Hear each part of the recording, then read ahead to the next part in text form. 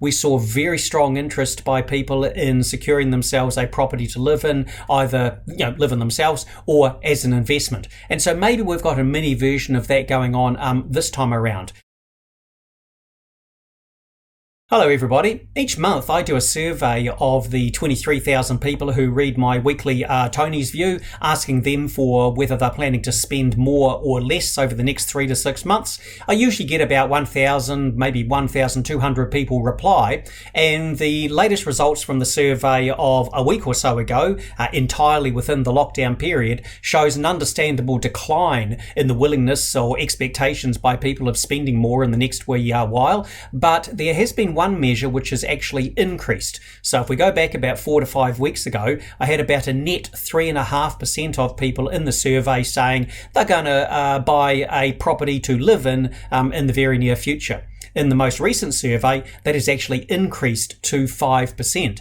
Now, that's an interesting development. If you go back a year and a half ago with the first lockdown, obviously we were all worried about rising unemployment, the economy falling backwards, house prices falling, this sort of thing. And yet back then also, we saw very strong interest by people in securing themselves a property to live in, either live in themselves or as an investment. And so maybe we've got a mini version of that going on this time around. And of course, one of the key differences now is we actually know what happens when lockdowns end. We go out and we splurge on the things we haven't been able to buy for a few weeks, and we spend on home renovations, the spas and the kayaks we love so much of, and we look to buy each other's property as well. So I think we're going to see a version of that come this time around, maybe not quite so strong, I would suggest.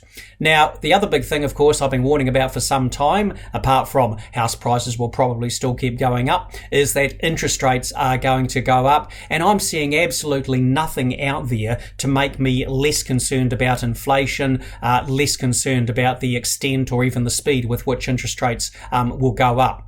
If we have a look at some of the more recent things, the labour market, I think, is going to tighten up a bit more than maybe most people have been expecting. I've been getting feedback from people saying with their house price rising so much over the past year or so, 31%, they're going to retire early, live on the accrued wealth. So I think that's an interesting dynamic. And I think if you look at developments overseas where the countries are determined to open up, and yet we really don't have that conversation starting yet in New Zealand, I can't help but think that when the borders do get to opening up, we're going to see a lot of young people in particular go overseas, catch up on the OE. It just speaks to me of a lot of extra wages growth is coming down the track there.